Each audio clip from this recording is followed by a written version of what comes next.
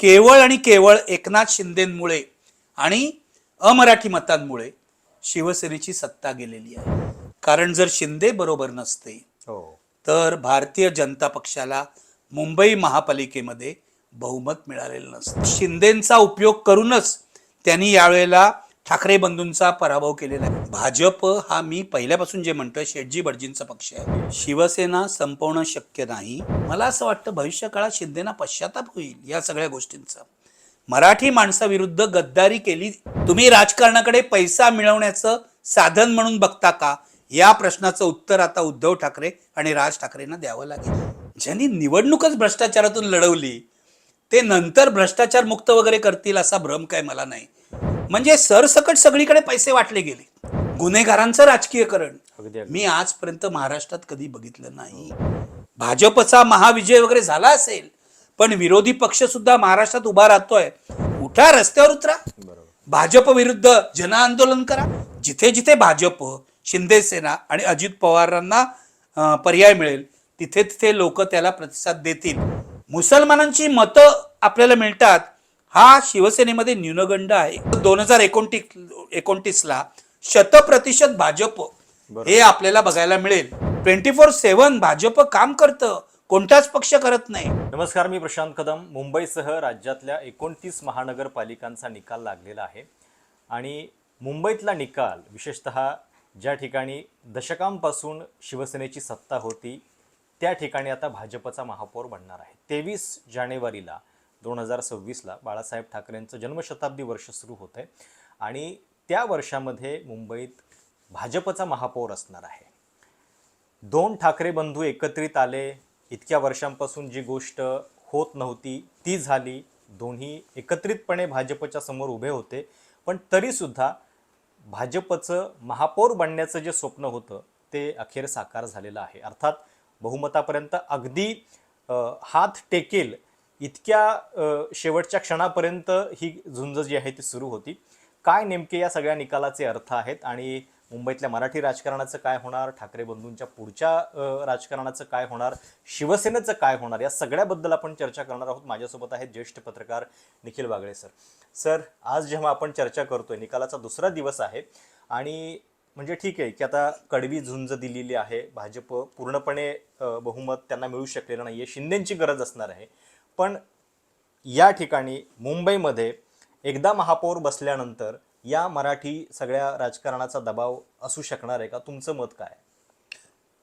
तू एक खूप महत्वाचं वाक्य आता बोललास की बाळासाहेब ठाकरे यांचं जन्मशताब्दी वर्ष सुरू होतंय आणि या जन्मशताब्दी वर्षातच शिवसेनेची सत्ता गेलेली आहे आणि भारतीय जनता पक्षाचा महापौर बसणार आहे मुंबई महापालिकेमध्ये.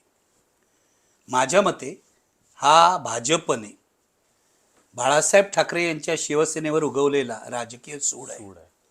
याचं कारण जेव्हापासून शिवसेना आणि भाजप युती झाली 1985 पासून, त्या युतीमध्ये बाळासाहेब असेपर्यंत शिवसेना हा मोठा भाऊ होता, डॉमिनंट फोर्स शिवसेना होता. बरोबर.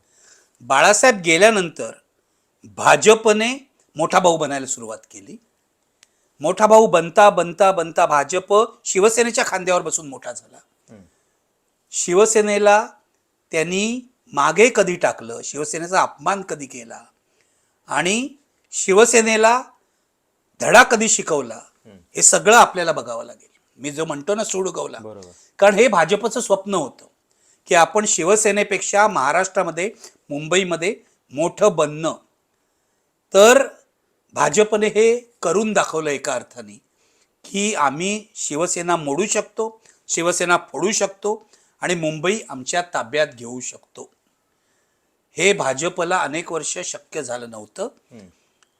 2017च्या निवडणुकीमध्ये त्यांना जरा वास आला सत्तेचा, कारण तेव्हा त्यांच्या 82 जागा आल्या, आता 84 जागा, तेव्हा उद्धव ठाकरेंच्या 84 जागा आल्या, त्यांच्या 82 होत्या. ते त्यांच्या 82 होत्या, आता त्याच्यापेक्षा 4च जागा त्यांना जास्त मिळालेल्या. पण तेव्हा त्यांना सत्तेचा वास आला आणि आता शिवसेना फोडल्यानंतर जो प्रवास सुरू झाला तो आता शिंदेच्या निमित्ताने पूर्ण झालेला आहे. कारण जर शिंदे बरोबर नसते तर भारतीय जनता पक्षाला मुंबई महापालिकेमध्ये बहुमत मिळालं नसतं.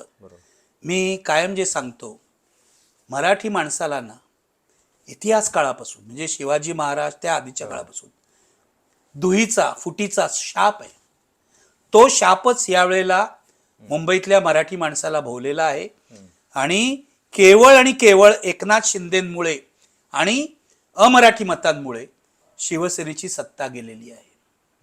अमराठी मतांच्या जोरावर मुंबई महापालिका जिंकणं हे भाजपचं जुनं स्वप्न आहे, जे त्यांना काश्मीरमध्ये करायचं आहे ना. म्हणजे काश्मीर हा मुस्लिम बहुल प्रांत आहे. तिथे त्यांनी ते कलम काढलं, 370 रद्द केलं, 370. याचं कारण मग हिंदू तिथे जातील, जमिनी घेऊ शकतील, बाहेरचे लोक जाऊन जमिनी घेऊ शकतील आणि मुसलमानांची जी मेजॉरिटी आहे ती कमी कमी होईल, हा त्यांचा मूळचा प्रयत्न आहे, मूळचा प्लॅन आहे त्यांचा. तसंच मुंबईमध्ये अमराठी माणसाचं वर्चस्व वाढलं तरच आपली सत्ता येईल, हे भाजपला पूर्वीच कळलेलं आहे. पण भाजपला याची जाणीव होती यावेळेला की आपल्या एकट्याच्या बळावर मुंबईमध्ये आपल्याला बहुमत मिळू शकत नाही. मी मागेही बोललो होतो की भाजपचा एक इंटरनल सर्वे झाला होता, त्याच्या बातम्याही आल्या होत्या, तू वाचल्या असतील, की भाजप जर स्वबळावर लढला तर भाजपला 100ही जागा मिळू शकत नाही. बहुमताचा आकडा काय? 114. भाजपला 100 जागा मिळू शकत नाही असं त्यांचा इंटरनल सर्वे आल्यामुळे भाजपने शिंदेशी समझोता केला. तोपर्यंत शिंदेशी समझोता करण्याचा त्यांचा विचार नव्हता. शिंदेबरोबर संघर्षच होता. नगरपालिका निवडणुकीत पण शिंदेबरोबर संघर्ष झाला होता.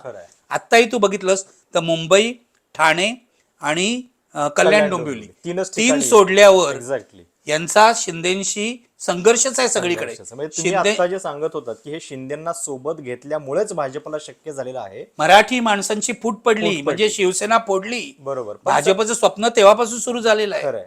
नाही, आपण मुंबईबद्दल बोलत असताना जर एकत्रित MMRचा विचार केला तर हे चित्र आणखीन भयावह दिसतं. म्हणजे ज्या ठिकाणी आजवर भाजपची सत्ता नव्हती त्या नवी मुंबई महानगरपालिकेमध्ये त्यांनी सत्ता मिळवली, ते याच गोष्टींमुळे मिळवली. भाजपची सत्ता नवी मुंबईत आलेली आहे हे भाजपच्या पॉप्युलरिटीच्या जोरावर किंवा त्यांच्या प्रभावाच्या जोरावर आलेलं नाहीये.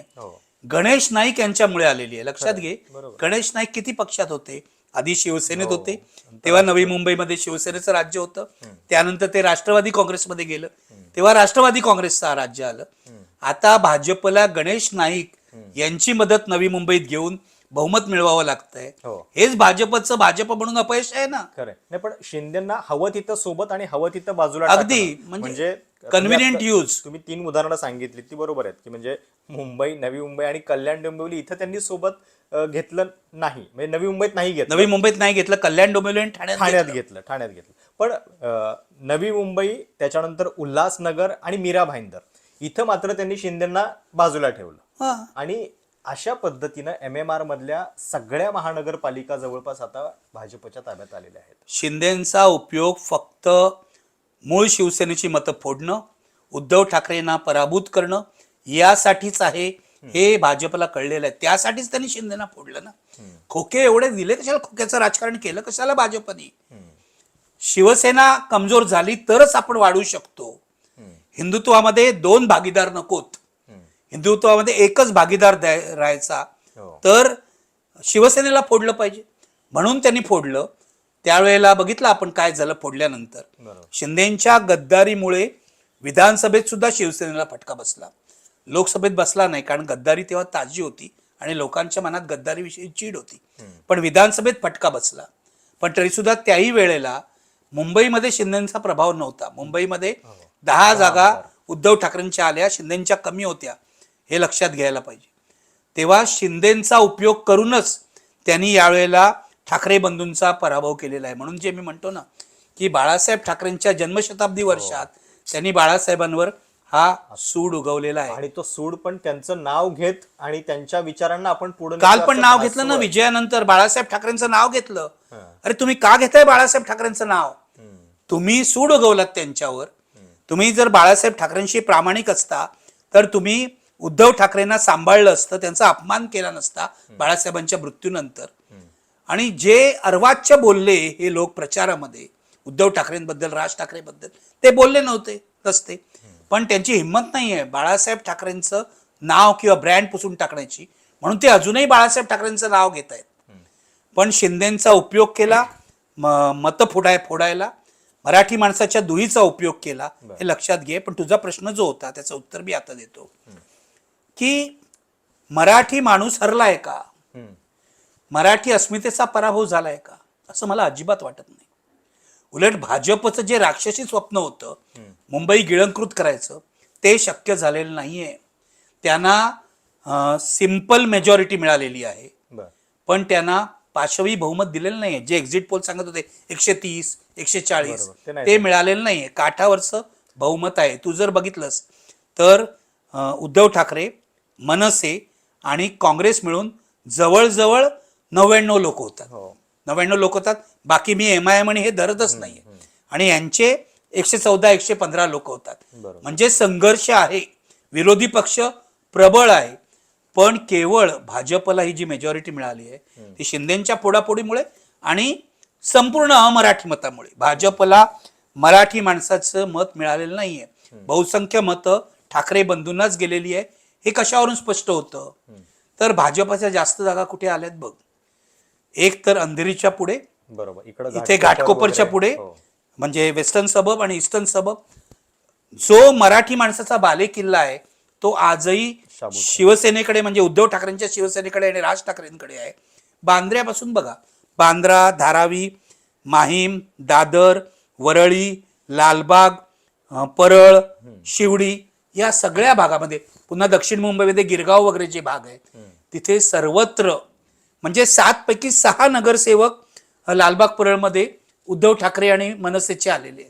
पण तेव्हा हे मराठी बालेकिल्ले शाबूत राहिलेले आहेत. तेव्हा मराठी माणूस पराभूत झाला का? नाही झाला मराठी माणूस पराभूत, असं माझं म्हणणं आहे. मराठी माणसाला हा टेम्पररी सेटबॅक बसलेला आहे. मराठी माणसाच्या न्यायी हक्काची लढाई जी पूर्वी होती ती यापुढे अधिक प्रखर होणार आहे. पण ही लढाई अधिक द्वेषाने लढावी लागणार आहे. ओके. पण म्हणजे आता निकालातल्या आकड्यांची चर्चा एक दिवस होते, नंतर होते. एकदा का महापौर भाजपचा बसला, म्हणजे आता लोकसभेला पण आपण बघितलं की भाजपचे आकडे कमी आले, पण त्या कमी आकड्यांचा काही प्रभाव होताना दिसतोय का? तो जर झाला तर त्याचं महत्व आहे.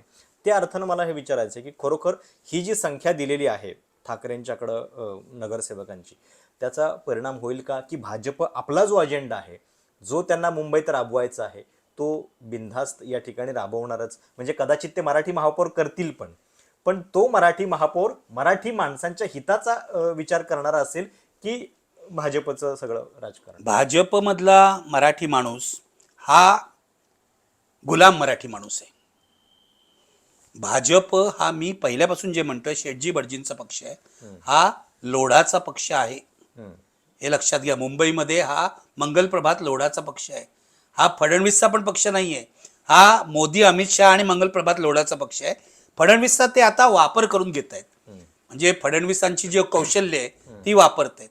भाजप स्वतःचा अजेंडा राबवेल का? 100% राबवेल. मराठी महापौर करून मुंबईमध्ये त्यांचा जो ऑडियन्स आहे, त्यांचा जो वोटर आहे अमराठी, त्याला खुश करण्याचे प्रयत्न करतील, जमिनी विकण्याचे प्रयत्न करतील, लोढाला देतील, अदानीला घेतील, सर्व उद्योग करतील.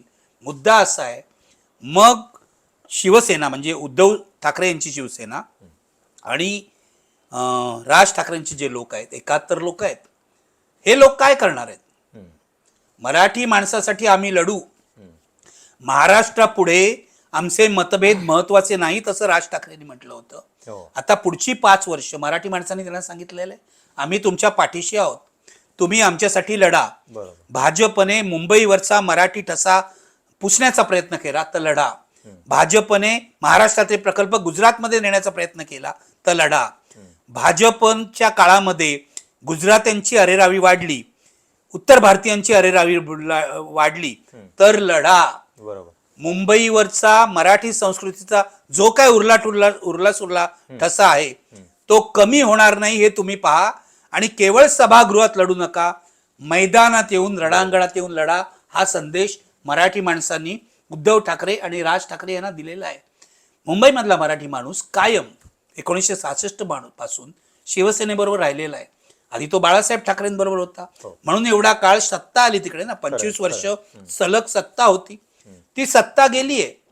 हा, 1978 मध्ये पण गेली आहे, 92 मध्ये पण गेलेली आहे, आणि ती तर म्हणजे बाळासाहेब ठाकरे हयात असताना गेलेली होती, पण त्याच्यानंतर सुद्धा पुन्हा त्यांनी स्थान मिळवलेलं होतं. तर त्या दृष्टीनं हा आजचा पराभव जो आहे, की ज्यावेळी भाजपसारखी महाशक्ती समोर आहे, सगळी तंत्र वापरली जातात. आपण काल बघत होतो की निवडणूक आयोग गेल्या 24-48 तासात काय करत होता, मतमोजणीला होणारा उशीर, विलंब, या सगळ्या गोष्टी आहेत. शाहीचं एक उदाहरण होतं. तर अशा सगळ्या यंत्रणांचा वापर जो काँग्रेसच्या काळामध्ये होत नव्हता तो आता होतोय, आणि शिवसेना संपवणं हे त्यांचं जे अंतिम आतलं उद्दिष्ट आहे. अशा वेळी टिकून राहणं हे ठाकरेंसाठी किती. शिवसेना संपवणं शक्य नाही, ठाकरे ब्रँड संपवणं शक्य नाही, हे सिद्ध झालं ना मुंबईमध्ये. अरे शिंदे नसते तर तुम्हाला 100 जागाही मिळाल्या नसत्या. 2017 पेक्षा केवळ 4 जागा भाजपला जास्त मिळाल्या आहेत अमराठी मताच्या जोरावर. शिंदेमुळे तुम्हाला निदान बहुमत तरी गाठता आलं. त्यांनी पण नगरसेवक पळवले होते, त्यातले निम्मे अधिक पडलेले आहेत. म्हणजे मुंबईमध्ये प्रभाव कुणाचा आहे? मुंबईमध्ये प्रभाव हा उद्धव ठाकरेंपेक्षा बाळासाहेब ठाकरेंचा आहे, हे सिद्ध झालं. म्हणजे शिंदेना जे काय मिळालं ते बाळासाहेबांमुळे नव्हे तर उद्धव ठाकरेंमुळे मिळालं. पण आज उद्धव ठाकरेंना खतम करण्यासाठी ते सर्व मार्ग वापरतायत. भाजप सर्व मार्ग वापरतायत, शिंदेही स्वतःला वापरू देत आहेत. मला असं वाटतं भविष्य काळात शिंदेना पश्चाताप होईल या सगळ्या गोष्टींचा. मराठी माणसाविरुद्ध गद्दारी केली, त्यांनी केली गद्दारी 2 वर्षापूर्वी 2.5 वर्षापूर्वी केली. खोके मिळाले असतील, पण शिंदेची सगळी विश्वासार्हता हळूहळू संपणार आहे. आणि मी तुला आज सांगतो की ज्या क्षणाला भाजपला शिंदेचा उपयोग संपत आलेला आहे, त्या क्षणाला ते शिंदेना अडगळीत टाकतील. आता सुद्धा निकाल तसेच आहेत. म्हणजे ठाण्यामध्ये शिंदेची सत्ता आहे, पण अवतीभोवती जर बघितलं तर सगळीकडे ते चेकमेट झालेले आहेत. म्हणजे शेजारच्या कल्याण डोंबिवलीमध्ये सुद्धा सोबत भाजप आहे. मीरा भाईंदर आणि उल्हासनगर तर भाजपच तिथं म्हणजे बरोबरीनं आलेलं आहे, की जे काल परवापर्यंत फार नगण्य होतं. आणि नवी मुंबईत तर गणेश नाईक थेट जेलमध्ये टाकण्याची भाषा करतायत. या अर्थानं आता फक्त ठाणे उरलेलं आहे. शिंदेना कंट्रोल करणं भाजपला काय अवघड नाहीये. म्हणजे जिथे कुठे ते सत्तेत आहेत, ठाण्यामध्ये असतील किंवा कल्याण डोंबिवलीमध्ये असतील, तिथे त्यांनी शिंदेना फ्री हँड दिला. किमान तसा एक भ्रम निर्माण केला की आम्ही फ्री हँड देतोय. शिंदेना कंट्रोल करण्यासाठी CBI आहे, ED आहे, इकडचा अँटी करप्शन ब्युरो आहे, सर्व वापरतील की. शिंदेचे हात कुठे स्वच्छ आहेत? भानगडीत फसलेले आहेत ते सगळीकडे. हा, ते ड्रग्सचं स्कॅन्डल आहे. मला सांग, साताऱ्यामध्ये जाऊन मुंबईची क्राईम ब्रांच तिथे इन्व्हेस्टिगेट करते, तिथे धाड टाकते शिंदेच्या भावाच्या त्या रिसॉर्टच्या जमिनीवर. हे काय मुख्यमंत्र्यांच्या आदेशाशिवाय होतं का? गृहमंत्रीच आहेत ना देवेंद्र फडणवीस, मुख्यमंत्री आणि गृहमंत्री दोन्ही आहेत. तेव्हा हे देवेंद्र फडणवीसांच्या आदेशानेच झालंय याची मला खात्री आहे. उद्याही होईल. SCB वाले जाऊन शिंदेच्या आणखीन कशावर धाड टाकतील. तेव्हा शिंदेचा उपयोग जोपर्यंत आहे तोपर्यंत त्यांना वापरलं जाईल. शिवसेना खतम करणं शक्य नाही, ते आता सिद्ध झालेलं आहे. पण आणखीन शिवसेनेला धक्के द्यायला त्यांना वापरलं जाईल. कदाचित मी तुला सांगतो, शिवसेनेचे आणि मनसेचे जे 71 लोक निवडून आलेले आहेत त्यातले काही त्यांना फोडण्यासाठी सुद्धा भाजप हे सावध राहायला पाहिजे. उद्धव ठाकरेंनी आणि राज ठाकरे, बरोबर, त्यांना फोडण्यासाठी सुद्धा भाजप सगळे प्रयत्न करेल. आणि हल्ली निवडून आलेले जे लोक असतात ते तत्वाशी त्यांची बांधिलकी नसते, त्यांची बांधिलकी पैशाशी असते. मी निवडणुकीत घातलेले लाखो रुपये मी कसे वसूल करतो, हा त्यांचा पहिला अजेंडा असतो. त्यामुळे फोडणं अवघड नसतं. त्यामुळे हे फोडण्याचाही प्रयत्न करतील. मला एवढंच सांगायचं आहे उद्धव ठाकरे आणि राज ठाकरेंच्या नगरसेवकांना की अशा प्रकारे फुटून तुम्ही जर भाजपकडे जाल पैशाच्या लोभापायी, तर ती शिंदेसारखीच मराठी माणसाची गद्दारी ठरेल.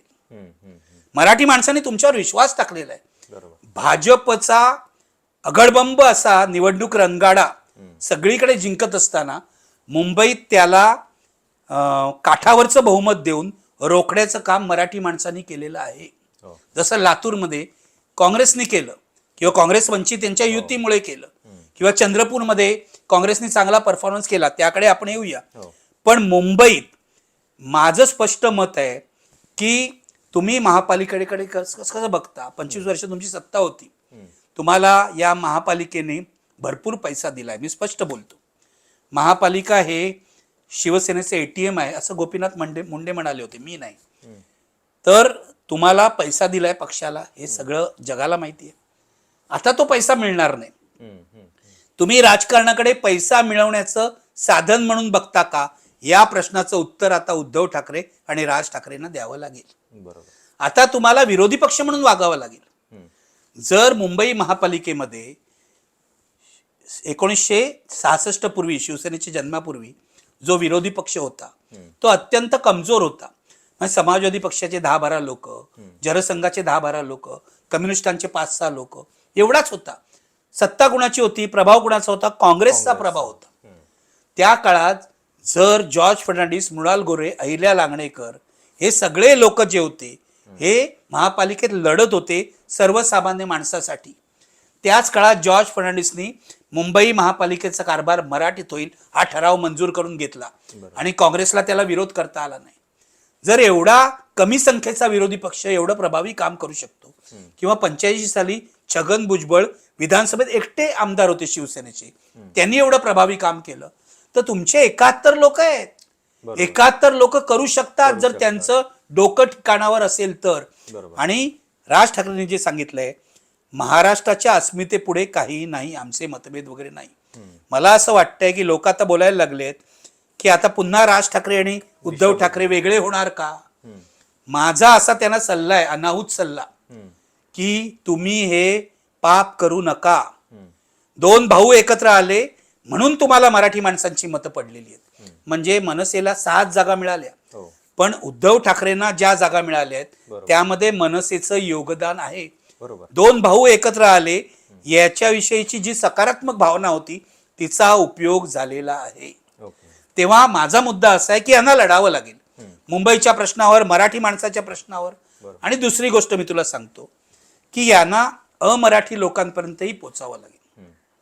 आम्ही थोबाडीत मारू, आम्ही मारामाऱ्या करू, ही भाषा मुंबईत आता यापुढे फार उपयोगी ठरणार नाही. त्यामुळे तुमची दहशत निर्माण होईल. या शहराची जी रचना आहे, डेमोग्राफी बदललेली आहे, ती बदललेली आहे. आणि इतक्या निकराच्या लढाईमध्ये जेव्हा मराठी अमराठी होतं तेव्हा केवळ मराठीच्या मतावरती तुम्ही निवडून येऊ शकत नाही. मराठी माणूस जर 35% असेल, 2011च्या सेन्ससनुसार 44% आहे, माझ्या मते तो आता एवढा नाहीये, तो 35 ते 40% दरम्यान असं आपण असं मानू की तो काय इतका 28% वगैरे कमी झालेला नाही, पण 35 ते 40% दरम्यान आहे. अगदी तू धर 40%. 60% उरलेले जे आहेत ते कोण आहेत, ते अमराठी आहेत, त्यामध्ये मुस्लिम आहेत, त्यामध्ये इतर लोक आहेत.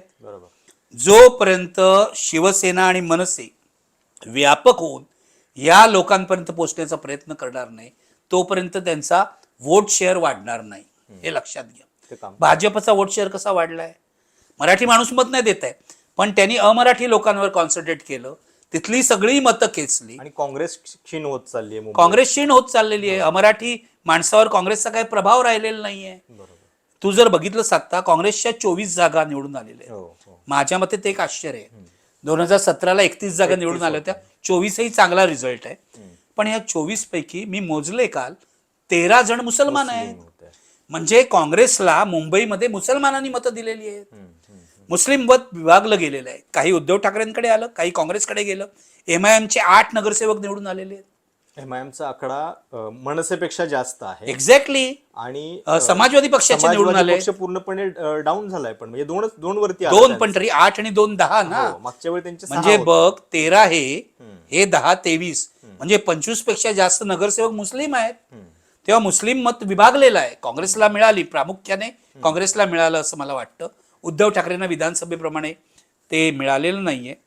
पण मुद्दा आपण बोलत होतो तो हा की मराठी माणसासाठी तुम्हाला आता झीज सोसावी लागेल की तुमच्या या ज्या सगळ्या पंचतारांकी सवयी आहेत त्या तुम्हाला सोडून लाठ्या खायला तयार राहावं लागेल. बरोबर. उद्धव ठाकरे, राज ठाकरेंनी कधी लाठ्या खाल्लेल्या नाहीयेत.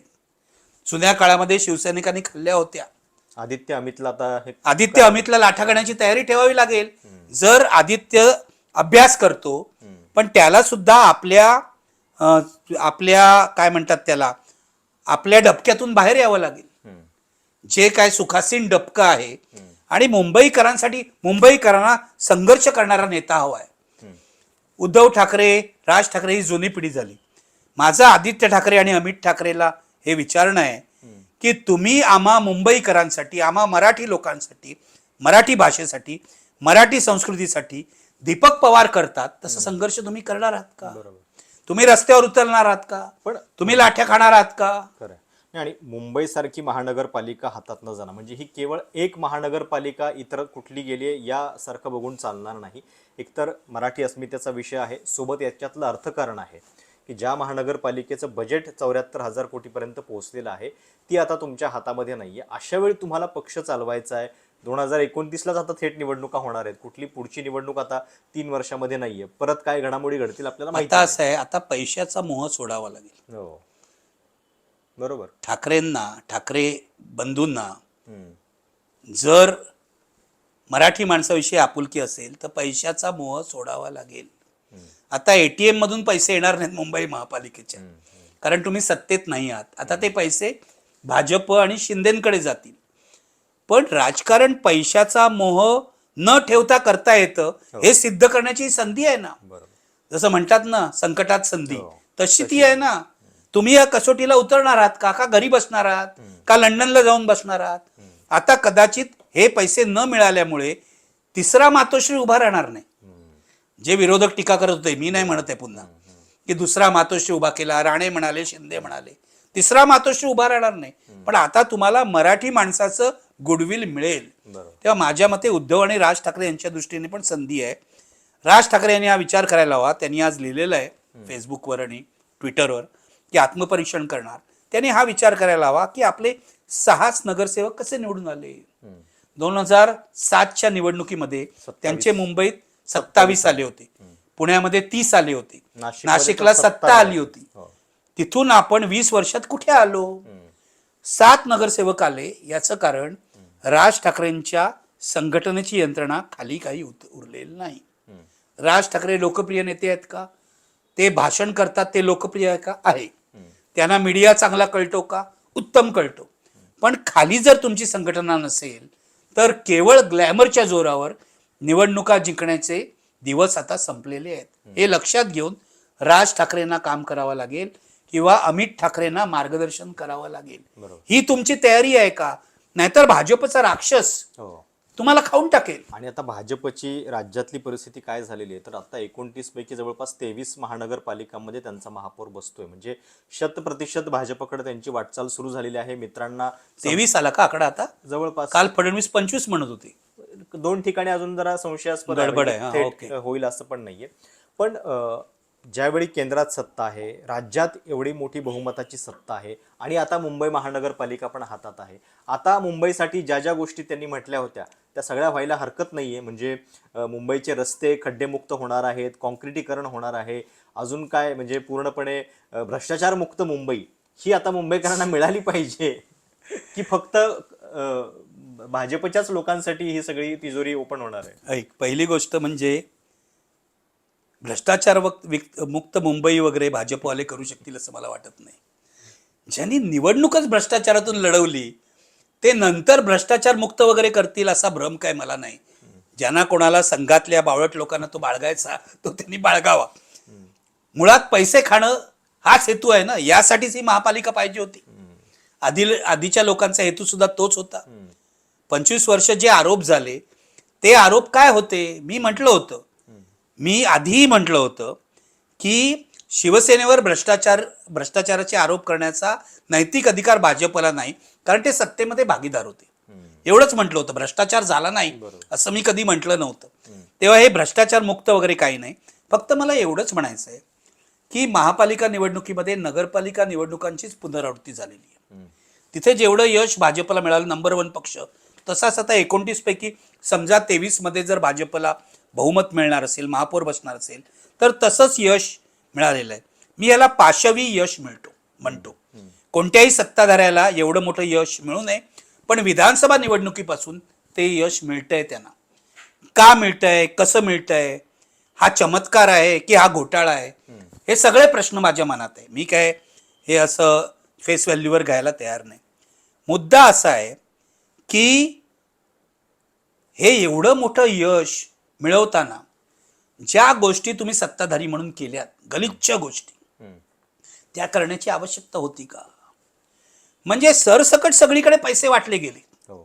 हा, मुंबई बाहेर 4 प्रभाग होते, एका माणसाला 2,000 रुपये, 4 कॅन्डिडेट म्हणजे एका माणसाला 8,000 रुपये, 5 माणसाचं कुटुंब असेल तर 40,000 रुपये, असं काल एक पुण्याचा पत्रकार सांगत होता. एक 32 माणसांचं एकत्र कुटुंब होतं, तिथे नगरपालिका निवडणुकीत म्हणे 4 लाख रुपये दिले होते, असं सचिन अहिर सांगत होते.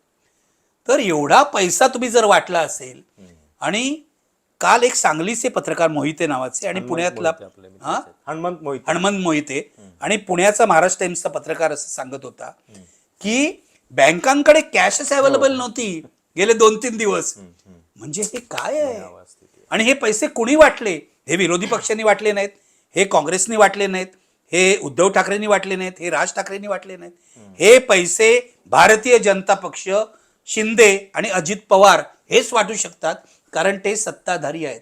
म्हणजे एका बाजूला लाडक्या बहिणींना जो काय 1,500चा हप्ता देतात, ती एक अधिकृत लाच आहे.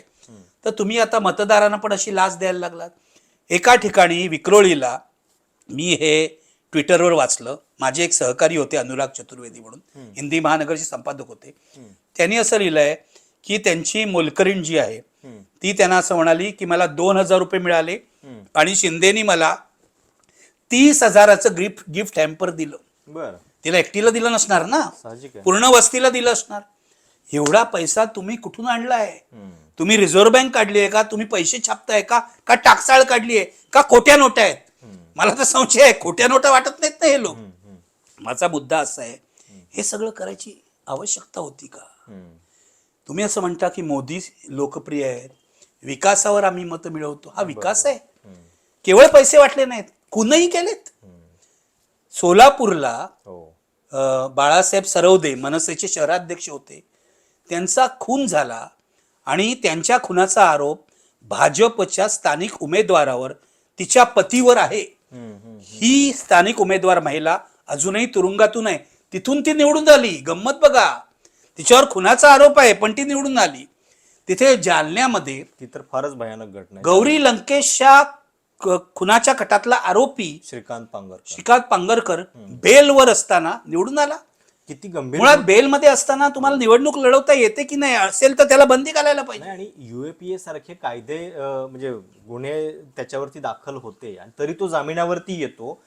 जेव्हा मागच्या वर्षी त्याचा शिंदे गटात प्रवेश झालेला होता तेव्हा जी काही चर्चा झाली, वादळ झालं, त्याला काढून टाकलं. त्याच्यानंतर त्याला काढून टाकलं. पण काढून टाकल्यानंतर हा व्यक्ती अपक्ष लढतो आणि तिथे शिंदे उमेदवार देत नाहीत. म्हणजे जनतेची फसवणूक बघा आणि जनतेचं पण म्हणजे निर्ढावलेपणा बघा की असा व्यक्ती उभा आहे तर त्याला आपण मत देतो आणि तो निवडून. नाही, यांना मत देणारी जनता बेशरम आहे. माझं असं म्हणणं आहे, बेशरम आहेत ही माणसं. ही हा माणुसकीशीच द्रोह आहे ना. मला एक गोष्ट सांग, कसला देश आहे हा? म्हणजे इथे हा गौरी लंकेशच्या खुनातला आरोपी अशा प्रकारे उघडपणे निवडणूक लढवतो, निवडून येतो. तिथे भीमा कोरेगावच्या खटल्यातले अजून काही आरोपी आहेत, त्यांना बेल मिळाली नाही, ते 5-5 वर्ष तुरुंगात आहेत. तिथे उमर खलीदला बेल मिळालं नाही, ते 5. ही कसली न्याय व्यवस्था आहे? म्हणजे आणि लोक सुद्धा, गुजरातमध्ये सुद्धा हेच झालं ना, त्या बलात्काराच्या खटल्यातले तिचे म्हणजे आरोपी सुटल्यानंतर त्यांचा सत्कार करण्यात आला. तो पुण्यातला जो आरोपी होता धनंजय देसाई, हिंदू राष्ट्र सेनेचा, तो पुण्यात जो पहिल्यांदा लिंचिंग झालं त्या मुसलमान मुलाचं, त्याच्यातला जो आरोपी होता तो सुटल्यावर सुद्धा त्याचा सत्कार झाला. हा कसला समाज आहे? आणि भाजप महाविजय म्हणतं. खून करून तुम्ही निवडून येणार, पैसे वाटून निवडून येणार, आमच्या बोटावरची शाई गेली तुम्ही निवडून येणार, तुम्ही व्हीव्हीपॅट जोडणार नाही. मला तर संशयास्पद वाटतं. माझं मत काल कुणाला गेलं हे मला कळलं नाही. नाही, या संपूर्ण निवडणुकीमध्ये सर म्हणजे ज्या पद्धतीनं निवडणूक आयोगानं गोष्टी केलेल्या आहेत ना, त्या प्रचंड संशयास्पद आहेत. आणि प्रत्येक वेळी हे आधी झालं होतं असं कारण सांगून त्यांनी त्याच्यामध्ये लपवलपी करायचा प्रयत्न केला. एकतर निवडणुकीच्या मतमोजणीची वेळ अचानकपणे त्याचा फॉर्मॅट बदलून टाकला. ठीक आहे, त्याच्यामध्ये फार सस्पिशियस नसेलही, पण मग हे शाईचे प्रकार, आता शाईबद्दल असं म्हणतात की आम्ही ती जिल्हा परिषदेला वापरणार नाही आणि आम्ही चौकशी करू. हो. आणि मुंबईमध्ये प्रॉब्लेम काय होता, म्हणजे मुंबईमध्ये केवळ एकच वॉर्ड होता ना, बाकीच्या ठिकाणी समजा एकापेक्षा 4 मतं द्यायची होती, व्हीव्हीपॅट कदाचित टेक्निकली उपलब्ध होऊ शकलं नसेल, पण इथं ते शक्य असताना पण न करणं. नाही, माझं तर स्पष्ट मत आहे, निवडणूक आयोग आणि सत्ताधाऱ्यांचं संगनमत आहे. केंद्रीय पातळीवर पण आहे, मोदी आणि तिकडे ज्ञानेश कुमार यांचं संगनमत म्हणजे त्या निवडणूक आयोगाचं, आणि राज्य पातळीवरचा जो निवडणूक आयोग आहे हे दिनेश वाघमारे तर राज्य सरकारचेच अधिकारी आहेत ना, म्हणजे ते फडणवीसांच्याच अंडर येतात ना, सरकार फडणवीसांचं आहे, त्यामुळे त्यांना सत्ताधाऱ्यांना प्रश्न विचारण्याची ताकद नाही. पैसे वाटले, किती ठिकाणी अटक झाली, पोलीस कारवाई किती ठिकाणी झाली, निवडणूक आयोग म्हणतो पोलीस करतील, पोलीस म्हणतात आम्हाला कोणाचा आदेश आलेला नाही. काय चाललंय, अंधाधुंदी चाललेली आहे. आणि या विजयाला भाजप जर महाविजय म्हणत असेल तर मला असं वाटतं कुठेतरी गडबड आहे. हा महाविजय नसून महासडलेला विजय आहे, हे लक्षात ठेवा. आज लोकसत्तामध्ये एक जाहिरात आलेली आहे भाजपची, ती संजय काकडेंनी दिली आहे आणि त्याच्यामधली टॅगलाईन काय आहे, देवा भाऊ है तो मुमकिन है. म्हणजे या घोषणेमध्ये आता मोदींना फडणवीसांनी रिप्लेस केलेलं आहे. महाराष्ट्राचे मोदी म्हणजे एक प्रकारे जो गुजरात पॅटर्न होता, एकच पक्ष चालवतोय सगळं राज्य, पण तोच तर सगळा प्लॅन आहे ना. मला काही आश्चर्य वाटलं. संजय काकडे कोण आहे? संजय काकडे हा पुण्यातला सगळ्यात मोठा बिल्डर आहे, भानगडबाज बिल्डर आहे. मी त्याच्या घरी गेलेलो आहे पूर्वी, मला माहिती आहे त्याचे काय उद्योग आहेत आणि काय नाही. दुसरा हा संजय काकडे, दुसरा तो अविनाश भोसले, 2 पुण्यातले भानगडबाज बिल्डर आहेत. आता संजय काकडे या विजयासाठी जाहिरात देतो, याचा अर्थ काय? आणि देवाभाऊ हे तर मुमकिन आहे, म्हणजे मोदींच्या जागी आता देवाभाऊ आला आणि हाच तर प्लॅन आहे. म्हणजे देवाभाऊ आता पंतप्रधान पदाच्या स्पर्धेत आहे असं दाखवण्याचा हा प्रयत्न आहे. संघाला तर पाहिजे आहे, संघाला मोदींनंतर अमित शहा नकोत, त्यानंतर आदित्यनाथ नकोत, त्यांना तर देवेंद्र फडणवीस पाहिजे. आता देवेंद्र फडणवीस महाराष्ट्रातल्या या तथाकथित महाविजयानंतर पंतप्रधान पदाच्या स्पर्धेत उतरले आहेत. जोपर्यंत मोदी आहेत तोपर्यंत काही होणार नाही, त्यानंतर ही सत्ता स्पर्धा संघ परिवारात चालू होईल. पण मला आणखीन एक मुद्दा तुला सांगायचा आहे. हे पैसे वाटले वगैरे जे आपण बोलतोय, खूनबाजी, गुंड निवडणुकीला, संघातल्या सुसंस्कृत ब्राह्मणी वळणाच्या लोकांना, सुसंस्कृत ब्राह्मणी त्यांचंच म्हणणं आहे, आणि संघाच्या संस्कारात वाढलेल्यांना हे खटकत नाही. हे सगळे उपद्व्याप आहे. मला एकेकाळी विनय सहस्त्रबुद्धे माझा चांगला संवाद होता, त्यावेळेला भाजपमध्ये असं सगळं नव्हतं, म्हणजे इतका भाजप हा हिंस्त्र नव्हता. मला त्यांना विचारायचं आहे, तुम्ही गप्प का? भाजप आणि संघातले जे चांगले लोक आहेत अजूनही हे चांगले स्वतःला मानतात आणि या गोष्टींना तुमचा विरोध होता. एका बाजूला संघाची नैतिकता होती, दुसऱ्या बाजूला समाजवाद्यांची, कम्युनिस्टांची नैतिकता होती, आणि सगळे मिळून काँग्रेसवर टीका करायचे. कुठे गेली तुमची नैतिकता? मोहन भागवत काही बोलत नाही याविषयी. का असं म्हणणार आहेत की हे आता हिंदू राष्ट्र झालंय, इथे मतदाराला पैसे देण्यात येतील, असं जाहीरपणे म्हणणार आहेत का? माझा प्रश्न हा आहे, कुठे गेली यांची नैतिकता?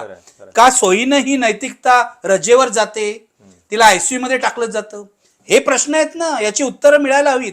मी तुला सांगतो, मी खूप अस्वस्थ आहे. खूप अस्वस्थ अशासाठी आहे, भाजप जिंकला म्हणून नाही. पूर्वी काँग्रेस जिंकत होतं, कधी विरोधी पक्ष जिंकत होता, अनेक सरकारं बघितलेली आहेत. म्हणजे मला जेव्हापासून समज आली, म्हणजे असं धरू आपण 70 साल नंतर, मी 11 वर्षाचा होतो, त्यानंतर कळायला लागलं, त्यानंतर असंख्य सरकारं बघितली.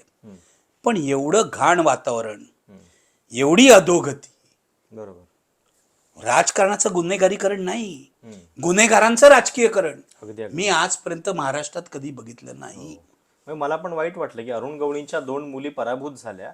म्हणजे कदाचित या काळामध्ये ज्या पद्धतीनं राजकारणी आपले गुंड बनलेले आहेत त्याच्यामध्ये आता गवळी, मी सांगतो ना, अरुण गवळीचे पैसे कमी पडले असतील आणि जे निवडून आले त्यांनी जास्त वाटले असतील. प्रजा फाउंडेशनच्या रिपोर्टमध्ये अरुण गवळीनं पूर्णपणे त्याचा फंड वापरला आमदारकीचा, असं त्याच्यामध्ये निष्कर्ष होता. त्याची उपस्थिती विधानसभेतली 100% होती.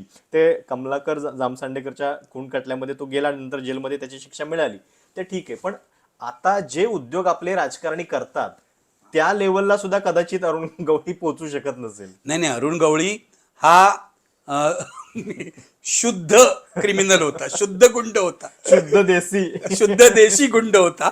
आता हे अशुद्ध आणि आधुनिक गुंड झालेले आहेत जे राजकारण्यांच्या वेशात असतात. महेश लांडगे काय आहे? पिंपरी चिंचवडचा जो महेश लांडगे आहे, म्हणजे फरक काय आहे? अजितदादा पवार एका बाजूला महेश लांडगे. अजितदादा पवार काय सभ्य नाहीत, ते सुद्धा किती गुंडांना तिकीट दिली, गुंडांना तिकीट दिली. म्हणजे त्यांच्यावर हा आरोप होऊ शकतो की राजकारणाचं गुन्हेगारीकरण तुम्ही केलं. आता अजितदादा पवार आणि महेश लांडगे याच्यामध्ये जर पर्याय असेल तर लोक महेश लांडगेला निवडतायत. म्हणजे काय चाललंय काय? इतकी वाईट परिस्थिती आलेली आहे. अजितदादा पवारांनी पुण्यामध्ये, पिंपरी चिंचवडमध्ये जे गंभीर आरोप केले भ्रष्टाचाराचे, पिंपरी चिंचवडमध्ये 40,000 कोटीच्या भ्रष्टाचाराचा आरोप केला त्यांनी. हा का चिकटला नाही? आणि या सगळ्याचं पुढे काहीतरी व्हायला पाहिजे. नाही, त्याची चौकशी व्हायला पाहिजे ना. आपण काही करू शकत नाही. कोर्टात गेलं तर न्यायाधीश हल्ली सगळे, मी तुला सांगतो खरंच, माझा ना आता अपवादात्मकरित्या न्यायव्यवस्थेवर, पोलीस व्यवस्थेवर विश्वास राहिलेला आहे. बाकी सरसकटपणे तू बघितलं ना, ही गुलाम झाली आहे सत्ताधाऱ्यांची. माझं म्हणणं आहे, अजितदादांनी पिंपरी चिंचवडमधले केलेले आरोप खरे असून ते का चिकटले नाहीत? याचा काय तुमच्याकडे काही विश्वास आला तर नाही?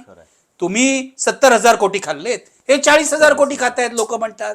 पुण्यामध्ये अजितदादा आणि शरद पवारांचं जे पानिपत झालं, याचा अर्थ हा आहे की लोकांनी केवळ अजित पवारांना नाकारलं नाही, लोकांनी शरद पवार आणि सुप्रिया सुळेंना सुद्धा नाकारलं. तो तर मुद्दा जरा सविस्तरच बोलला पाहिजे. म्हणजे की शरद पवारांच्या एकूण राजकारणाची चर्चा या सगळ्या महानगरपालिकेच्या वेळी खूप झाली. म्हणजे ते एकत्रित येत आहेत का, मग त्यांनी अदानींना तिकडे बोलावणं, विरोधाचं राजकारण आता महाराष्ट्रामध्ये कोणीतरी ठामपणे करण्याची आवश्यकता असताना ते करायला कोणी धजावत नाही का? म्हणजे आता आपण खरं तर ही पण किती चिंताजनक गोष्ट आहे की पुढच्या 3-3.5 वर्षामध्ये आता कुठली निवडणूक नाहीये, विरोध महाराष्ट्राचा दिसणार कसा, तो उमटणार कसा? आणि ज्यावेळी शरद पवारांच्या पक्षाकडनं आशा होती त्यावेळी ते वेगळ्या दिशेला चाललेले आहेत. नाही, उलट तू जे म्हणतोयस ना विरोधाचं राजकारण, उलट या निवडणुकीतला एक संदेश हा आहे की जिथे जिथे विरोधक उभे राहतील आणि सत्ताधाऱ्यांशी संघर्ष करतील, तिथे तिथे लोक त्यांना प्रतिसाद देतील. उदाहरणार्थ मुंबईमध्ये मराठी माणसांनी ठाकरेंना प्रतिसाद दिला. लातूरमध्ये काँग्रेस आणि वंचितचा जो अलायन्स झाला तो सत्तेत आला. भिवंडीमध्ये काँग्रेस सत्तेत आली. चंद्रपूरमध्ये काँग्रेसला चांगला प्रतिसाद मिळाला. आणखीन 2-4 ठिकाणी, 5 ठिकाणी असं हर्षवर्धन सपकाळ असं म्हणतात, कोल्हापूरमध्ये सत्तेत येतील की नाही माहित नाही, पण चांगला प्रतिसाद मिळालाय. सतेज पाटलांनी प्रयत्न केले. याचा अर्थ असा होतो, जिथे जिथे विरोधी नेते उभे राहिले आणि सत्तेशी आम्ही संघर्ष करणार आहोत असं लोकांना दाखवून दिलं, तिथेच ते लोकांनी त्यांना प्रतिसाद दिला. हे खूप पॉझिटिव्ह आहे माझ्या दृष्टीने. भाजपचा महाविजय वगैरे झाला असेल, पण विरोधी पक्ष सुद्धा महाराष्ट्रात उभा राहतोय. मला अभिनंदन करायचं हर्षवर्धन सपकाळांचं याचं, कारण एवढ्या प्रतिकूल परिस्थितीत नगर परिषदेतही त्यांचे 300हून अधिक नगरसेवक निवडून आले. आताही त्यांचा 3 नंबरचा पक्ष आहे. पहिला भाजप आहे, दुसरा शिंदे आहे, तिसरा काँग्रेस आहे. काँग्रेसला हे यश मिळणं हे पुन्हा एकदा काँग्रेसचं पुनरुज्जीवन होऊ शकतं हे दाखवत आहे. हर्षवर्धन सपकाळ हे काही काँग्रेसचे काय म्हणतात त्याला बडे नेते नव्हते. त्यांच्या स्वच्छ चारित्र्यासाठी राहुल गांधींनी त्यांची नेमणूक केली. ते आधी काय करत होते, NGO सारखे वागत होते, याबद्दल त्यांच्यावर टीका झाली. पण नगरपालिका निवडणुकीत आणि महानगरपालिकेमध्ये अधिक काँग्रेसला प्रतिसाद मिळाला. वडेट्टीवार जिथले नेते आहेत त्या चंद्रपूरमध्ये काँग्रेसला प्रतिसाद मिळाला. जिथे जिथे तुम्ही उभे राहाल, म्हणजे आता कसं आहे, सांगलीमध्ये विश्वजित कदम आहेत. विश्वजित कदम कधी लढलेच नाहीत ना, लोक त्यांना प्रतिसाद देतील कसा? तुम्ही लढा, मग आम्ही तुमच्या बरोबर येऊ. तुम्ही सामान्य माणसासाठी लढा, तुम्ही तुमची साम्राज्य सुरक्षित करण्यासाठी लढू नका. जे ठाकरेंना सांगणं आहे लोकांचं, तेच इथे काँग्रेसच्या नेत्यांना सांगणं आहे. जिथे जिथे काँग्रेसवाले रस्त्यावर उतरतील. मागे एकदा युवक काँग्रेसचे लोक मला भेटले होते पुण्यामध्ये, चांगली तरुण पोरं होती, त्यांची माझी चर्चा झाली. तर त्यातल्या एका मुलाने विचारलं की आमचं काय चुकतंय? म्हटलं तुमचं काही चुकत नाही, तुम्हाला पक्षाचं काम करायचं आहे, तुम्ही प्रामाणिक आहात, अमुक आहात. कारण एवढी तरुण माणसं काय भ्रष्टाचारी नसतात. मी म्हटलं एकच चुकतंय तुमचं, तुम्ही अजून लाट्या खाल्लेल्या नाहीत. तुम्ही जुने जे राजकारणी आहेत त्यांच्याकडून हे शिका की जनतेसाठी संघर्ष केला पाहिजे. जॉर्ज फर्नांडिस रुळावर उतरला, त्याला पोलिसांनी लाठ्याने मारला, मृणाल गोरे, अहिल्या रांगणेकर, तारा रेड्डी, खरंय. पोलीस रिप्रेशन यांनी सहन केलं. जेव्हा तुम्ही जनतेसाठी लाठ्या खाल तेव्हाच जनता तुम्हाला प्रतिसाद देईल. खरंय. सत्तेची गणितं मांडत बसाल ना तर प्रतिसाद उठा, रस्त्यावर उतरा, बरोबर. भाजप विरुद्ध जन आंदोलन करा, लोक प्रतिसाद देतील. जेव्हा राहुल गांधी रस्त्यावर उतरले, त्यांनी भारत जोडो यात्रा काढली, तेव्हा त्यांना लोकांनी प्रतिसाद दिला. खरंय. तुम्ही काय म्हणतात ते वातानुकूलित अशा कमऱ्यामध्ये बसून जर सत्तेची गणितं मांडणार असाल तर लोक प्रतिसाद देणार नाहीत. जे ठाकरे बंधूसाठी खरं आहे तेच काँग्रेससाठी सुद्धा खरं आहे. आणि मला असं वाटतं काँग्रेसला चांगला प्रतिसाद मिळाला लोकांचा या निवडणुकीमध्ये. मुंबईमध्ये सुद्धा 24 निवडून आले. पण मला पुढे जायचंय. त्याही पेक्षा दखल घेण्याजोगी जी आहे ती MIMची. राज्यभरामध्ये 95 नगरसेवक आले, संभाजीनगरमध्ये 24. मालेगावमध्ये सत्ता येईल कदाचित त्यांची. मालेगावची स्थानिक इस्लामिक पार्टी आणि MIM मिळून सत्ता येईल, त्यांचा महापौर बसेल. पहिल्यांदाच MIM ही सत्तेत येईल मालेगावमध्ये. पण मला हे काही बरं लक्षण वाटत नाही, मी तुला खरंच सांगतो. मुसलमानांची मतं विभागली जाणं, मुसलमानांनी चांगले कॅन्डिडेट निवडणं हे आवश्यक आहे. पण मला MIMला सांगायचं आहे की महाराष्ट्रानं अतिरेकाला प्रतिसाद देणार नाही. मुसलमानांनी MIMला प्रतिसाद दिला होता. तुला आठवत आहे 2012 साली नांदेडमध्ये त्यांचे खूप नगरसेवक निवडून आले होते. ओवेसी तिथून यायचे, हैदराबादहून नांदेडमध्ये अनेक भाषणं झाली. त्यानंतर MIMचे 2019ला खासदार निवडून आले, त्यानंतर 2 आमदार सुद्धा निवडून आले. वारिस पठाण आणि इम्तियाज 2 आमदार होते 2017 की 19ला, माझ्या आता साल बरोबर लक्षात नाही, पण हे निवडून आले. म्हणजे MIMला प्रतिसाद दिला होता 2012 पासून, तसाच पुन्हा दिलेला आहे. लोक पर्यायाच्या शोधात आहेत.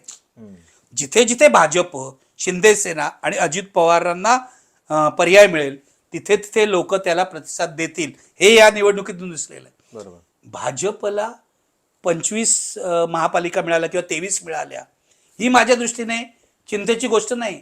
भाजप आता पीकला पोचलेला आहे. बरोबर. टोकाला गेलेला माणूस खाली उतरतो ना, हा निसर्ग नियम आहे. खरंय. तो काही कायम टोकावर राहत नाही. खरंय. देवाभाऊ कुठे जायचे ते जातील, केंद्रात जातील, पंतप्रधान बनतील, मुख्यमंत्री बनतील, मला माहित नाही. पण गणित असं आहे की त्यांनी वर जावं केंद्रामध्ये आणि मोदींना रिप्लेस करावं असं संघाच्या लोकांना वाटतंय. बरोबर. काय होईल आपल्याला माहित नाही. अमित शहा आणि त्यांच्यामध्ये संघर्ष होईल, आदित्यनाथ आणि त्यांच्यामध्ये संघर्ष होईल.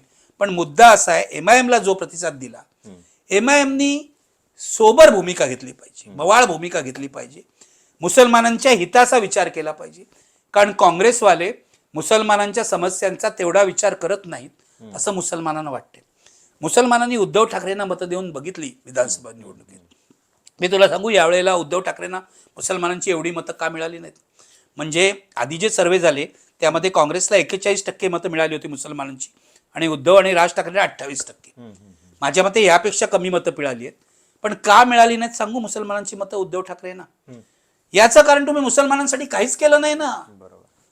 कधीही रिकॉग्निशन पण नाही. म्हणजे त्यांनी केलेल्या मदतीचं रिकॉग्निशन, मदतीचं रेकॉग्निशन नाही, तुम्ही जाहीरपणे घाबरता. थँक्यू म्हणाले नाहीत, घाबरतात. म्हणजे मुसलमानांनी उद्धव ठाकरेंना मतं दिली याचं भांडवल भाजपने केलं, हो. वोट जिहाद, भीती दाखवत राहील. पण त्याला भिवून उद्धव ठाकरेंनी मुसलमानांना कधी थँक्यू म्हटलं नाही, धन्यवादही म्हटलं नाही. मुसलमानांच्या समस्या काय हे जाणून घ्यायला ते गेले नाहीत मुसलमानच्या वस्त्यांमध्ये. आणि बाळासाहेब असल्याची कधी भीती बाळगायची नाही. ते मराठी मुस्लिम. मी तुला गोष्ट सांगतोय, तिथे पन्हाळा ना, पन्हाळ्यावर दंगल, पन्हाळा नाही कुठचा, कुठले दंगल, कोल्हापूर जवळ दंगल झाली ना, विशाळगड. सॉरी, विशाळगडावर जी दंगल झाली तुला लक्षात आहे, खाली ते मुस्लिम गाव वगैरे त्याच्यावर हल्ले झाले वगैरे. तेव्हा मी उद्धव ठाकरेंना असं म्हटलं होतं, तेव्हा कारण विधानसभेनंतर ती झाली किंवा लोकसभेनंतर झाली, मला वाटतं लोकसभा निवडणुकीनंतर आणि विधानसभेच्या मध्ये झाली. बरोबर. मी असं म्हटलं होतं की तुम्ही तिथे जायला पाहिजे, विशाळगडावर दंगल झाली तिथे आणि मुसलमानांना दिलासा द्यायला पाहिजे. याचं कारण तुम्ही जर महाविकास आघाडीचे नेते असाल तर फक्त शाहू महाराज यांनी जाऊन उपयोग नाही. शाहू महाराज खासदार आहेत, बरोबर आहे, ते गेले, चांगलं झालं. तुम्ही जायला पाहिजे आणि मुसलमानांना दिलासा द्यायला पाहिजे. पण ते गेले नाहीत. मला असं वाटतं त्यांनी त्यावेळेला सुषमा अंधारेंना पाठवलं. मुसलमानांची मतं आपल्याला मिळतात हा शिवसेनेमध्ये न्यूनगंड आहे. माझं म्हणणं असं होतं त्यावेळेला की शिवसेनेला मुसलमानांची मतं एवढ्या मोठ्या प्रमाणात मिळतात कोविड मधल्या कामामुळे, हे एक आश्चर्य आहे. इथे नवीन सामाजिक अभिसरण सुरू होऊ शकतं, बरोबर. पण ती संधी उद्धव ठाकरेंनी गमावली. बरोबर. ती दृष्टी नाही, ती व्यापकता नाही. मुसलमानांनी यांना का मतं द्यावीत? मुसलमान मुंबईतला पुन्हा काँग्रेसकडे वळलेला आहे. काँग्रेसला एवढा प्रतिसाद त्याने दिला, MIM कडे वळला, काही ठिकाणी समाजवादी पक्षाला त्यांनी मतं दिली. मला असं कळलंय की संभाजीनगरमध्ये सुद्धा MIMच्या जास्त जागा 24 जागा निवडून आलेल्या. आणि तिथं ठाकरेंचा संख्या जो आहे ती पूर्णपणे ग्राफ कमी झालेला आहे. बरोबर आहे. MIMचा विजय काय आहे? तुम्ही मुसलमानांसाठी काम करत नाही आहात हे मुसलमानांनी ठाकरेंना सांगितलेलं आहे. काँग्रेसला अजून संधी आहे, काँग्रेसचे 24 जागा आहेत, पण बाहेर मुसलमानांनी काँग्रेसला मतं दिली संभाजीनगर किंवा मालेगावला असं दिसत नाहीये. नाही, आणि पण मगाशी जे म्हणत होतो की प्रत्येक ठिकाणी शिवसेना बाजूला सारून भाजप ती सगळी सत्तास्थानं हातात घेते, त्याच्यामध्ये मराठवाड्यातलं हे उदाहरण फार म्हणजे बोलकंय. संभाजीनगर सारख्या ठिकाणी आता शिंदे पण बाजूला, ठाकरे पण बाजूला, भाजपनं तिथं सत्ता हातात घेतली. कसं आहे, हा प्लॅनच आहे ना, हे कारस्थान आहे ना शिवसेना संपवण्याचं. आधी ठाकरेंना बाजूला करा, आधी शिवसेना फोडा, एक माणूस शिंदे आपल्या बरोबर घ्या, त्याला चुचकारा, त्याला सवलती द्या, त्याला सत्तेचा तुकडा द्या, मग ठाकरेंना आधी संपवा, मग शिंदेना संपवा. बरोबर. आता जे आहे ना, शिंदेना संपवा. आता शिंदेचा उपयोग झाला मुंबई महापालिकेत, आता पुढची 5 वर्ष काय गरज नाही शिंदेची मुंबईत. माझा असा प्रश्न आहे भाजपला, तुम्ही करताय का शिंदेचा महापौर? शिंदेनी मदत केली, बहुमत तुम्हाला मिळालं नसतं शिंदे नसते, कमिटी पण देणार नाही. शिंदे महापौर तर करा. म्हणजे हिंमत आहे का शिंदेची मागायची, आम्हाला महापौर पद द्या असं शिंदे म्हणू शकतात का? जरा ताठकडा दाखवून अमित शहाना सांगू शकतात का? अमित शहा म्हणतील आता तू घरी जा, तुझा उपयोग संपलेला आहे. मुद्दा असा आहे, ठाण्यात सुद्धा आता त्यांनी शिंदेना जे सत्ता दिलेली आहे किंवा कल्याण डोंबिवलीला, ही सुद्धा ते शिंदेना मोडीत काढतील. शिंदेचा उपयोग, आता अजित पवारांचा उपयोग संपलेला आहे. अजित पवार पिंपरी आणि पुण्यामध्ये ऑलमोस्ट संपलेले आहेत. अजित पवारांना अडगळीत कधी टाकायचं हे भाजप ठरवेल, त्यानंतर शिंदेना अडगळीत टाकेल, आणि मग 2029ला 100% भाजप हे आपल्याला बघायला मिळेल. आता लोक ह्याला कसा प्रतिसाद देत आहेत? लोकांना पर्याय मिळतो का? विरोधी पक्षांना मोठी संधी आहे पर्याय देण्याची. काँग्रेस तो देणार का? कारण मुंबई बाहेर शिवसेना नाहीये आता, म्हणजे उद्धव ठाकरेंची शिवसेना नाहीये. मुंबई बाहेर असलंच तर शिंदेची शिवसेना आहे, काही ठिकाणी अजित पवार आहे, विरोधी पक्ष म्हणून काँग्रेस आहे मोठ्या प्रमाणावर. शरद पवार राष्ट्रवादी काँग्रेस संपलेली आहे, शरद पवारांची विश्वासार्हता संपलेली आहे. माझं मत आहे शरद पवार आता त्यांचे राज्यसभेची खासदारकी संपेल मार्च एप्रिलमध्ये, त्यानंतर ते संसदीय राजकारणातून निवृत्त होत आहेत. माझ्या मते चांगलीच गोष्ट आहे, त्यांनी निवृत्तच व्हायला पाहिजे. खूप झालं आता अदानी मिलन, पवार अदानी मिलन खूप झालं. त्या अदानी मिलनामुळे शरद पवार अडचणीत आलेली आहे. म्हणजे लोकसभा निवडणुकीला शरद पवार किती लढवय्ये आहेत असं लोक आम्हाला सांगत होते. काय झालं आता? महापालिका निवडणुकीत ते बाहेरही नाही पडले. फडणवीस सगळीकडे फिरत होते. फडणवीसांनी उद्धव ठाकरे, राज ठाकरे किंवा हर्षवर्धन सपकाळ यांच्यापेक्षाही जास्त सभा घेतल्या. 30-35 तुम्हाला मेहनतीला दाद द्यायला पाहिजे ना. 24/7 भाजप काम करतं, कोणताच पक्ष करत नाही. प्रत्येक निवडणूक गांभीर्याने घेतली. प्रत्येक निवडणूक म्हणजे छोटी, माझं तर म्हणणं आहे सोसायटीची निवडणूक असेल ना तरी सुद्धा भाजपवाले गांभीर्याने घेतील, तिथे सुद्धा हिंदुत्व आणतील की आम्हाला, म्हणजे आमचा कॅन्डिडेट आहे हा हिंदुत्वाचा कॅन्डिडेट आहे, याला मत द्या वगैरे. तेव्हा भाजपचे इलेक्शन मशीन म्हणून ज्या गोष्टी आहेत ना, त्या इलेक्शन मशीनला गंज चढू नये म्हणून भाजप इतकं अलर्ट राहतं की दरवेळेला त्या मशीनमध्ये तेल घालत राहतं, प्रयोग करतात. ह्यावेळेला पण बघ, पहिल्यांदा त्यांनी काय केलं, खान मुसलमान होईल, बांगलादेशी मुद्दे फेल गेले. हा मुद्दे मुंबईत चालले नाहीत. बांगलादेशीचा मुद्दा झाला नाही, मुसलमान मुद्दा सुद्धा चालला नाही. आता तर हद्दपार व्हायला पाहिजेत आता सत्ता आल्यानंतर. अरे सत्ता काय, आधीपासून 11 वर्ष यांचीच सत्ता आहे ना. आणि हा काय महापालिकेचा विषय नाहीये, तो गृह मंत्रालयाचा. इतके विनोदी लोक आहेत ना, यांना बंगाल मधले लोक, पश्चिम बंगाल मधले लोक आणि बांगलादेशी याच्यातला फरकही कळत नाही. पोलीस जाऊन अरेरावी करतात.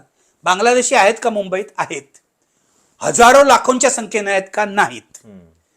एक गोष्ट आपण रिपोर्ट आला होता मध्ये की युपीएच्या काळामध्ये जितके परत पाठवले. एक्झॅक्टली हेच मी तुला सांगतोय आता की 2014 पर्यंत युपीएने जितक्या जणांना डिपोर्ट केलं त्याच्या अर्ध्या जणांना सुद्धा मोदी नाही सरकारने केलं. केलेलं नाही. खरंय. ढोंगीपणा आहे यांचा. अमित शहा पश्चिम बंगालमध्ये जाऊन सांगतो की आम्ही आता ही जी बांगलादेशी बॉर्डर आहे ती सील करणार आहोत. त्याच्यासाठी पश्चिम बंगालमध्ये सरकार येण्याची आवश्यकता नाही ना. खरंय. तुम्ही मुख्यमंत्री आहात, तुम्ही गृहमंत्री आहात, मोदी पंतप्रधान आहे, बॉर्डर सील करून टाका. आता तुम्ही त्या हिला हसीनाला भारतात ठेवता, हो. तिथे तिला आश्रय देता आणि या गरीब बिचाऱ्या बांगलादेशी लोकांना म्हणजे त्यांना घालवलं पाहिजे का? हो, घालवलं पाहिजे. ते बेकायदेशीररित्या राहतायत इथे, त्यांना घालवलं पाहिजे. पण एक लक्षात घ्या, ते का भारतात येत आहेत? ते आसाममध्ये का येतात? त्यांना तिथे रोजगार मिळत नाही, बरोबर. त्यांना तिथे 2 वेळची भाकरी मिळत नाही, म्हणून गरिबी पोटी ते येत आहेत. ते काय सगळे बांगलादेशचे हेर किंवा इस्लामचे अतिरेकी नाही आहेत. खरंय. आपल्याला वस्तुस्थिती समजून घ्यायला पाहिजे. नाहीतर हे मूर्ख बनवतात, बरोबर. हे अशा थापा मारून मूर्ख बनवतात किंवा पैसे देऊन मूर्ख बनवतात. खरंय. म्हणूनच मुंबई महानगरपालिकेच्या या सगळ्या निवडणुकीमध्ये हे असे पण मुद्दे चर्चेला आलेले होते. बरीच सगळी चर्चा आपण मुंबई आणि राज्याची पण केलेली आहे. आणि पुन्हा जो सुरुवातीचा मुद्दा होता तोच की बाळासाहेब ठाकरेंची ज्यावेळी जन्मशताब्दी सुरू होतीये, नेमकं त्या वर्षामध्ये भाजपनं हे उद्दिष्ट आपलं साध्य केलेलं आहे. त्यामुळं समोरची आव्हानं जी आहेत ती खूप कडवी आहेत ठाकरेंच्या दृष्टीनं. या दृष्टीनं पुढचं राजकारण ते कसं करतात हे आपल्याला बघावं लागेल. मला एक मुद्दा आणखीन मांडायचा आहे. हां. तो महत्वाचा अशासाठी आहे की मला ना महाराष्ट्राची तर चिंता वाटतेच, पण मुंबईचीही खूप चिंता वाटते. मी तुला खरंच सांगतो, सगळ्यात मोठा मुंबईचा या क्षणाला जो प्रश्न आहे तो प्रदूषणाचा आहे. हो. त्याच्यावर फारशी चर्चाच झाली नाही. हा जो मुंबईचा एअर क्वालिटी इंडेक्स आहे, AQI, हो. हा दिल्लीशी स्पर्धा आहे. कधी 200, 250, 300 पर्यंत जातोय. आणि हायकोर्टात केस चालू आहे. त्या हायकोर्टाने असं सांगितलं, जिथे जिथे बांधकामं चालू आहेत तिथे AQIचं मशीन लावा. अगदी हायकोर्टाचं बांधकाम चालू आहे इथे बांद्र्याच्या त्या MIG कॉलनीच्या इथे, तिथेही लावा. पण ते नीट मॉनिटर होत नाही. हायकोर्टाने ताशेरे मारले. हायकोर्टाने महापालिकेच्या आयुक्तांना बोलवून घेऊन त्यांच्यावर ताशेरे मारले. मी तुला सांगतो, माझ्यासारख्या माणसाला जो अस्थम्याचा पेशंट आहे लहानपणापासून, मुंबईतली हवा धोकादायक वाटते, श्वास घ्यायला त्रास होतो, लोकांच्या आजाराचं प्रमाण वाढलेलं आहे. आमचे डॉक्टर म्हणतात एकतर बांधकामं, दुसरं म्हणजे गाड्यांची वाढती संख्या. तुम्ही कितीही पूल बांधलेत, कितीही मेट्रो बांधल्यात, कितीही बोगदे केलेत, तरी यावर उपाय निघणार नाही. हे दिल्लीत पण दिसलेलं आहे. दिल्लीत मेट्रो काय आज नाही आलेली, अनेक वर्ष आहे. तेव्हा माझा असा मुद्दा आहे की मुंबईचा विकास तुम्ही करता, म्हणजे विकास म्हणजे काय? पूल बांधणं. पूर्वीच्या काळामध्ये नितीन गडकरी जेव्हा महाराष्ट्रात मिनिस्टर होते तेव्हा पूल बांधले, फ्लायओव्हर्स बांधले. आता खाली त्या फ्लायओव्हरच्या ट्रॅफिक जॅम होतं, ती गोष्ट वेगळी. मुद्दा असा आहे की एकदा यावर चर्चा करूया ना, विकास म्हणजे काय? तुमच्या विकासात स्वच्छ हवा बसत नाही का? खरं. आम्हाला स्वच्छ हवा पाहिजे, आम्हाला स्वच्छ पाणी पाहिजे. आणि चांगली गोष्ट ही आहे की मुंबई महापालिकेने आम्हाला म्हणजे निदान इथल्या 80% लोकांना स्वच्छ पाणी पुरवलेलं आहे. 2-3 तास का होईना पण स्वच्छ पाणी मिळतं. हे मुंबई महापालिकेला श्रेय द्यायला पाहिजे. मुद्दा असा आहे, स्वच्छ हवा, स्वच्छ पाणी हे आम्हाला मिळणार आहे की नाही. दुसरी गोष्ट, तुम्ही जो तथाकथित विकास करताय हा कुणासाठी आहे? मेट्रो लाईन मुंबईकरांना हवी आहे का? 100% हवी आहे. पण मेट्रोचं तिकीट एवढं महाग आहे की तिथे गरीब माणसं जाऊ शकत नाही. जर 75 लाख लोक लोकल ट्रेन मधून प्रवास करतायत तर मेट्रोमधून किती जात आहेत लोक? आता 10 लाख लोक सुद्धा जात नाहीयेत. तेव्हा मला असं वाटतं, एक तर मेट्रोचं तिकीट कमी करणं, दुसरं म्हणजे बेस्ट बस सर्व्हिस. हा मुंबईकरांचा अभिमान होती पूर्वी. यासारखी सर्व्हिस मी दिल्लीत पाहिली नाही, मी चेन्नईत पाहिली नाही, मी कलकत्त्यात पाहिली नाही. बेस्ट ही मुंबईकरांचा अभिमान होती. आणि मला आठवतंय, परत आणणं हे फार आवश्यक आहे. ती सक्षम करणं. तुम्ही कमीत कमी करतायत ती. त्यानंतर तुम्ही खाजगी कॉन्ट्रॅक्टरना बेस्टच्या बसेस चालवायला देतायत. मला माहिती आहे यांचा काय प्लॅन आहे. यांचा प्लॅन असा आहे की बेस बंद करायची आणि सगळी व्यवस्था जी आहे मुंबईतली ती खाजगी कॉन्ट्रॅक्टरना द्यायची, असा आरोपही होतोय. बेस बचाव म्हणून आंदोलन चाललेलं आहे, त्यासाठी तुम्ही काय करणार आहात? बरोबर. मला हा प्रश्न या लोकांना विचारायचा आहे जे सत्ताधारी होतील मुंबई महापालिकेत, की पुढच्या काळामध्ये तुम्ही मुंबईकरांच्या महापालिकेतल्या ठेवी ज्या होत्या 92,000 कोटीच्या, त्या यांनी कमी केल्या, 80,000 कोटीपर्यंत आणल्या. त्या ठेवींना कृपया हात लावू नका. त्या इमर्जन्सी यूज साठी असतात. बरोबर. त्याचा वापर आणीबाणीच्या प्रसंगी करायचा असतो. मला प्रश्न हा विचारायचा आहे की भाजप सत्तेत आलं वगैरे ठीक आहे, महापालिकेला लुटू नका, आमची महापालिका दिवाळ्यात काढू नका जशी पिंपरी चिंचवडची काढलीत. एवढंच मला चिंता या गोष्टींची वाटते. संघर्ष तर आपण आयुष्यभर करतो, पुढेही करणार आहोत नागरिकांसाठी. पत्रकार म्हणून आपलं कामच आहे ना, नागरिकांचा आवाज बनून बोलणं हे काम आहे. आम्ही बोलणार, आम्ही गप्प बसणार नाही, आम्ही तुमचे पैसे घेऊन शांत बसणार नाही, हे लक्षात ठेवा. आणि मला मतदारांना पण सांगायचंय, बंद करा हे. श्रीमंत असो गरीब असो, पैसे घेऊन मत देणं हे बंद करा. यामध्ये लोकशाहीचे धिंडवडे निघतायत. आपल्याकडे रशियासारखी एकपक्षीय हुकुमशाही येऊ शकते, हा धोका ओळखा. खरंय. सॉरी, मी जरा मला वाटतं की हे आवश्यक होतं सांगणं, कारण मुंबई महानगरपालिकेच्या या निकालानंतर निराश झालेले, हतोत्साहित झालेले सगळे लोक असतील तर त्यांच्यासाठी या निकालाचा म्हणजे पुढचा संदेश काय आहे, पुढं काय घेऊन जायचं आहे आपल्याला, हे सरांनी नेमक्या शब्दात सांगितलेलं आहे. तुम्हाला या सगळ्याबद्दल नेमकं काय वाटतं आणि या निकालाबद्दल तुमची मतं, प्रतिक्रिया आवर्जून कळवा. हा व्हिडिओ तुम्हाला आवडल्यास अधिकाधिक लोकांच्यापर्यंत पोहोचवा. धन्यवाद.